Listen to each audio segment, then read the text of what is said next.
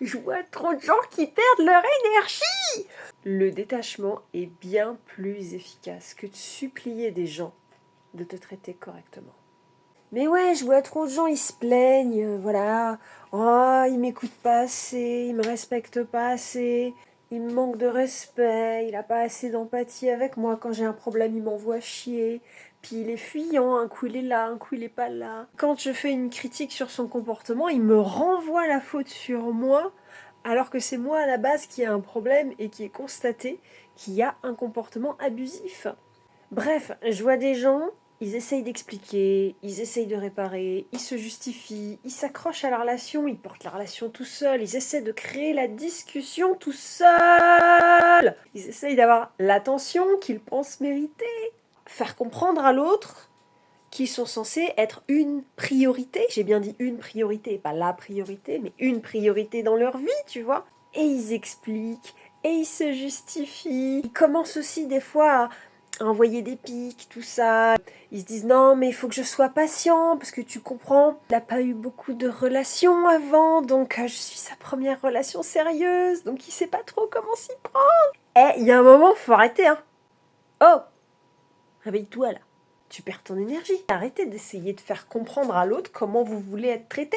C'est son problème de vous donner plus que le minimum. Eh oui, bah oui, on va pas se contenter du minimum quand même, tu vois. Mais c'est son problème de donner plus que le minimum de respect, d'écoute et d'empathie, en fait. C'est pas parce que t'es sa meuf qui doit moins t'écouter que quelqu'un d'autre. Parce que t'es pas acquise. Tu vois? Voilà, c'est ça. Et je vois trop de femmes.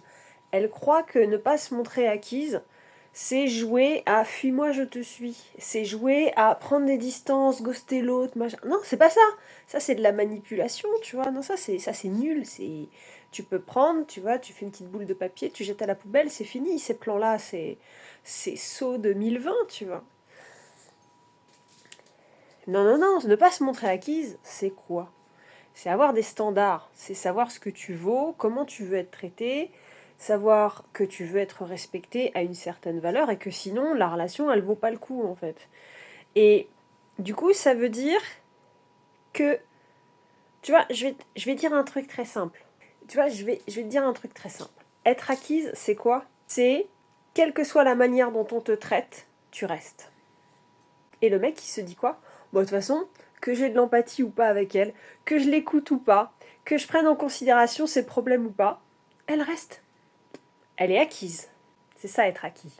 Le jour où tu dis je ne suis pas acquise, donc on n'a pas à me parler n'importe comment, on n'a pas à négliger mes besoins et machin sans que je ne réagisse en fait. Cette réaction ne doit pas être une réaction émotionnelle, ça doit être une réponse d'adulte, de quelqu'un de mature. Hein. Donc il ne s'agit pas de se mettre en colère, être agressif, essayer de se justifier ou d'essayer de faire comprendre à l'autre des choses, parce que ça c'est de la réaction émotionnelle. Non, non, non. La vraie réponse que tu peux offrir à quelqu'un, c'est d'exprimer une limite. C'est de dire, bah tu vois, la discussion qu'on est en train d'avoir là, ça me plaît pas. Tu vois, quand je t'explique mon problème là, j'ai vraiment le sentiment que t'as pas d'empathie envers moi et ça ne me convient pas.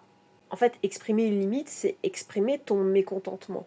Mais le problème, c'est que la plupart des femmes, elles ont des attentes. Elles savent pas exprimer leur mécontentement sans attendre quelque chose en face. Exprimer ton mécontentement, c'est pas pour changer le comportement de l'autre. Exprimer ton mécontentement, c'est pour toi te respecter et à un moment faire ce qui est juste. Tu dis, voilà, tu vois, notre discussion là, c'est pas agréable. Moi, je me sens pas écoutée. Donc, je vais arrêter de discuter là, puis je vais rentrer chez moi. Puis tu rentres chez toi. Parce que quand tu rentres chez toi, il se passe quoi? Tu poses ta limite. Donc ça, c'est la différence entre exprimer ses limites et poser sa limite. Exprimer sa limite, c'est exprimer à l'autre que ça ne te convient pas. Poser ta limite, c'est agir, indépendamment de la réaction de l'autre. Et c'est là qu'en général, il y a des gros problèmes. Parce que t'es pas une télécommande en fait. C'est pas en modifiant ton comportement, en t'empêchant de dire des choses ou en modifiant la façon dont tu dois dire les choses et en arrondissant les angles et en faisant de la barbe à papa que tu es censé changer le programme télé. T'es pas une télécommande, c'est pas en appuyant sur tes boutons que tu es censé changer le programme de la télé en face de toi, parce que l'autre en face de toi, c'est pas une télévision. L'autre en face de toi, il a le droit d'avoir des vraies réponses intellectuelles, matures, tu vois, qui viennent du cœur aussi, voilà, quelque chose d'équilibré, mais il a aussi le droit d'avoir des réactions émotionnelles de merde. Il a le droit d'avoir une réaction négative.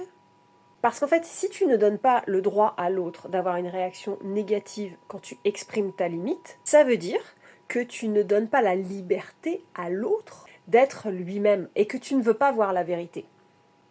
Donc il y a un moment, il faut arrêter de se protéger de la vérité. Il faut que tu saches qui t'a en face de toi.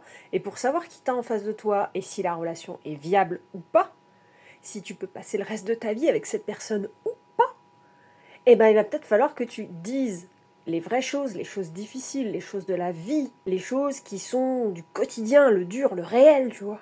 Et que tu te dises, est-ce que cette personne est capable de gérer le réel?